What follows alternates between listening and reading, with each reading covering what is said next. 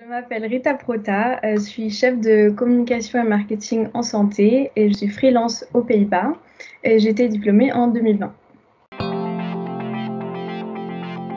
Un peu avant la fin des études, j'ai décidé de me lancer dans une activité de freelance dans la communication santé et donc maintenant mes tâches, ça va être du project management, donc tout ce qui est lié à l'organisation des projets et du suivi avec les clients, mais aussi de la communication R&D, de communiqué de presse, de création de contenu et de stratégie pour les réseaux sociaux. Deux options pour le futur. Donc, intégrer une entreprise à plein temps ou continuer mon freelance qui pourrait évoluer et grandir au fur et à mesure, créer ma propre agence de communication.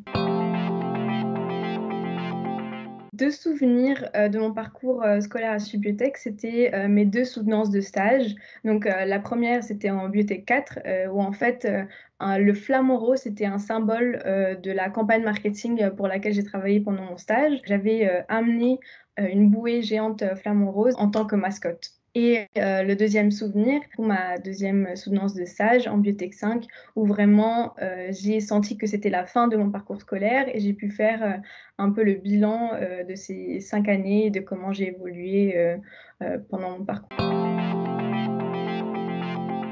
J'ai deux conseils pour les étudiants.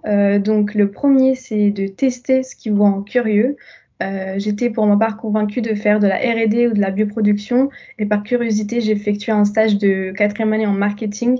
Et ça m'a beaucoup plu, ça m'a un peu ouvert les yeux de ce que j'aime vraiment faire. Et le deuxième conseil, c'est de commencer à vous faire un réseau. Je sais qu'on vous le dit souvent, mais osez approcher des professionnels, de leur envoyer un message, d'aller les voir dans un événement.